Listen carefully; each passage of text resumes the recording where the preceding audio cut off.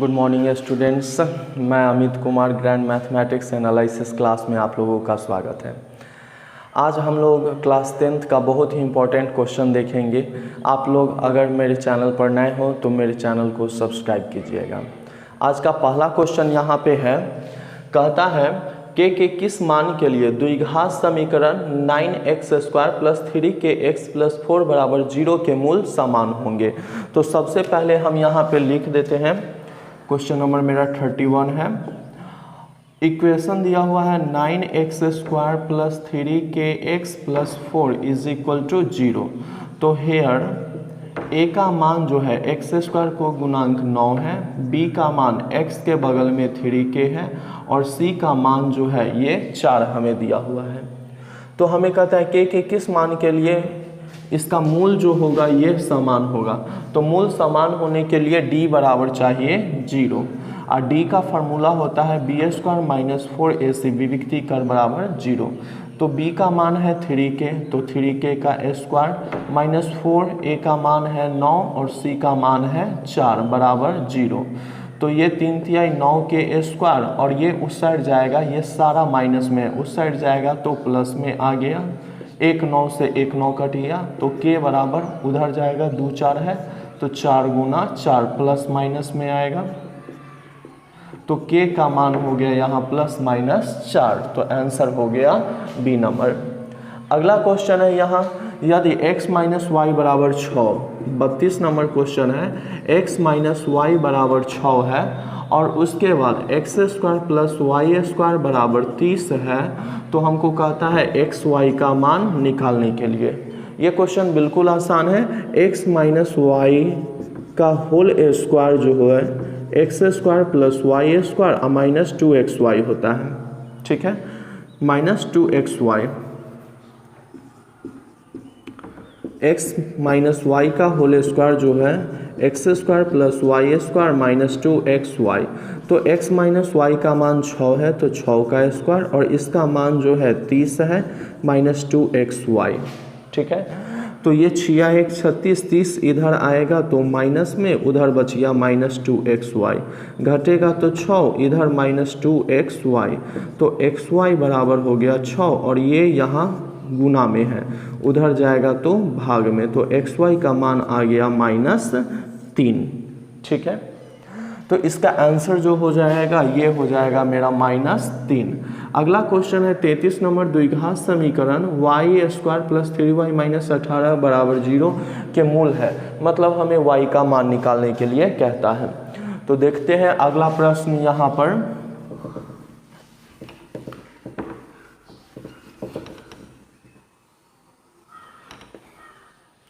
तैंतीस नंबर, यह जो है दिया हुआ है y² + 3y - 18 = 0।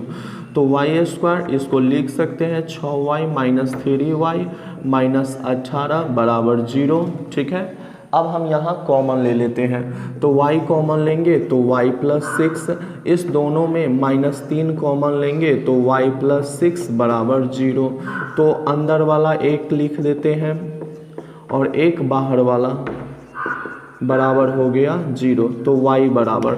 अब यहाँ देखते हैं, जब हम इसकी तुलना 0 से करेंगे, 6 प्लस में है, बराबर के उस साइड जाएगा तो माइनस में, और y - 3 जो है यहाँ पे 3 माइनस में है, बराबर के उस साइड जाएगा तो प्लस में, तो -6 और 3 आंसर हो गया, मतलब कि ए नंबर। अगला क्वेश्चन है, द्विघात समीकरण x² + x + 5 = 0 के मूलों की प्रकृति है। तो मूल की प्रकृति हम d निकालने के बाद तय करते हैं, मतलब मूल वास्तविक है या काल्पनिक या सामान्य, इसके बारे में बताना है। तो 34 यहाँ पे 34 नंबर क्वेश्चन है, x² + x + 5 = 0। तो यहाँ पे a का मान 1 है, b जो है x का गुणांक 1 है और c का मान 5 है। d बराबर फार्मूला होता है b² - 4ac। तो b का मान यहाँ 1 है, 1 का स्क्वायर, 4 गुना a का मान 1 है और c का मान 5 है। तो ये हो गया मेरा 1 और 5 चौका 20 -19। -19, डी जो है वह लेस देन 0, 0 से छोटा है। तो मूल जो होता है अवास्तविक होता है। तो इसमें वास्तविक और समान, जब 0 आता है तब वास्तविक और समान होता है, वास्तविक और असमान। जब डी का मान 0 से बड़ा होता है तो मूल जो होता है वास्तविक और असमान होता है। तो इसका आंसर हो गया अवास्तविक। अगला क्वेश्चन है, कहता है 35 नंबर, निम्न में कौन समांतर श्रेणी में है। हमें बताना है कि एपी में कौन है। यहाँ ए नंबर ऑप्शन से बनाएंगे, ए के स्क्वायर 5 के स्क्वायर 7 का स्क्वायर 73 डॉट डॉट डॉट। तो समांतर श्रेणी में चेक करने के लिए हम सार्व अंतर, अगला पद में से पिछला पद घटाते हैं, सेम आएगा तो वह जो है सो मेरा एपी में होगा। तो ये 1 5 25 7 7 49 और ये 73 dot dot dot. D A2 minus A1, तो हम यहाँ 25 में से 1 घटाते हैं, आ गया 24। फिर देखते हैं D A3 minus A2, A3 का मान हो गया 49 माइनस 24 आ गया 25, आ गया 24। यहाँ दोनों में डी का मान समान है, इसलिए 35 का ऑप्शन नंबर 1 जो है यही मेरा समांतर श्रेणी में है। आगे भी हम ऐसे चेक करेंगे तो ये समांतर श्रेणी में नहीं प्राप्त होगा। अगला क्वेश्चन है मेरे पास यहाँ पे क्वेश्चन नंबर 36। यदि किसी समांतर श्रेणी का nवां पद, मतलब कि हमें दिया हुआ है यहाँ an, ये दिया हुआ है nवां पद 5 माइनस 3n है, तो कहता है हमें क्या यहाँ पे इसका सार्व अंतर ज्ञात करें, हमें d निकालना है। d निकालना बिल्कुल आसान है। तो हम सबसे पहले 1 रखेंगे n की जगह, तो 5 माइनस 3 गुना 1, तो 5 माइनस 3 बराबर आ गया यहाँ 2। अब हम यहाँ 2 रखेंगे, तो 5 माइनस 3 गुना 2, 5 और ये 3 दूनी 6 आ गया -1। तो D बराबर फार्मूला होता है A2 माइनस A1, A2 का मान -1 है और A1 का मान 2 है, आ गया -3। तो 36 का आंसर हो गया -3। अगला क्वेश्चन है, कहता है 21, 18, 15 का कौन सा पद शून्य है। यह एपी में है, अर्थमेटिकल प्रोग्रेशन में है। तो सबसे पहले 37 में दिया हुआ है हमें एपी, 21, 18, 15 डॉट डॉट डॉट। कहता है कौन सा पद शून्य है। तो सबसे पहले यहाँ प्रथम पद ए जो है 21 है और डी दूसरा पद में से पहला को घटाएंगे तो आ गया -3।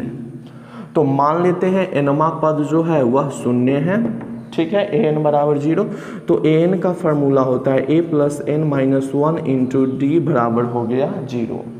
तो a की वैल्यू यहाँ पे 21 है, n हमें निकालना है और d का मान -3 है बराबर 0, ठीक है। तो 21 यहाँ प्लस में है, उस साइड जाएगा तो n माइनस 1 गुना -3 बराबर -21, 3 सते 21, माइनस से माइनस कट जाएगा, ठीक है ना। तो n माइनस 1 बराबर 7, तो n का मान हो गया 7 + 1 = 8। मतलब 8वां पद जो है यह मेरा हो जाएगा आंसर। अगला प्रश्न है यहाँ समांतर श्रेणी √7, √28, √63 का चौथा पद क्या है। इसका हमें चौथा पद निकालने के लिए कहता है। तो यहाँ पे जो है क्वेश्चन दिया हुआ है 38 नंबर मेरा, √7, √28, √63 चौथा पद। तो A4 को लिखते हैं a + 3d, तो हमें a और d चाहिए। a और d निकल गया तो हम चौथा पद आसानी से निकालेंगे। तो यहाँ a1 ही a होता है, a को ही a1 लिखते हैं, यह हो गया √7 और d जो होता है a2 माइनस a1। तो यहाँ a2 का मान √28 है, a1 का मान √7 है। 28 को लिखेंगे 4 2 दूनी 4 और 4 सते 28, √7। दूगों में से 1 2 निकल गया बाहर। तो देख रहे हैं 2 √7 में से 1 √7 घटेगा तो आ गया √7, डी का मान। तो चौथा पद के लिए फार्मूला है a + 3d। a का मान जो है वो दिया हुआ है √7 और 3 और डी का मान √7। 3 √7 में 1 √7 जोड़ेंगे तो आ गया 4 √7। तो इसका आंसर जो हो जाएगा यह 4 अंदर चल जाएगा तो 7 4 गुना 4, 4 चौका 16, 16 नौमा 17 से 107, 4 चौका 7 चौका 28 और 8 चौका 32 के 2 हासिल 3, 4 दूनी 8, 112 रूट अंडर 112। तो इसका आंसर जो होगा वो हो जाएगा डी नंबर। अगला क्वेश्चन बिल्कुल आसान है, 39 नंबर। कहता है इतना के समांतर श्रेणी के 3 क्रमागत पद है, यह 2/3 a और 2 किसी समांतर श्रेणी के 3 लगातार पद है, तो a का मान ज्ञात करें। तो यहाँ दिया हुआ है 2/3 a और यह 2। अब हम जानते हैं इसमें से इसको घटाएंगे, तो ये हुआ मेरा सार्व अंतर, दूसरा में से पहला को घटाएंगे तो इसका जो मान होगा वह डी का मान, या ई जो है तीसरा में से दूसरा को घटाएंगे तो यह भी हुआ सार्व अंतर, तो ये भी सार्व अंतर, ये भी सार्व अंतर, इसलिए दोनों क्या होगा बराबर। तो a माइनस में इधर आएगा तो प्लस में, और 2 ये उधर जाएगा तो प्लस में, ठीक है। तो 2a बराबर हो गया 3 दूनी 6 और 2, तो 2a बराबर हो गया 8/3, 2 से कट गया 4 बार में, 4 बार में। तो यहाँ a का जो मान हो गया ये हो गया 4/3, ठीक है।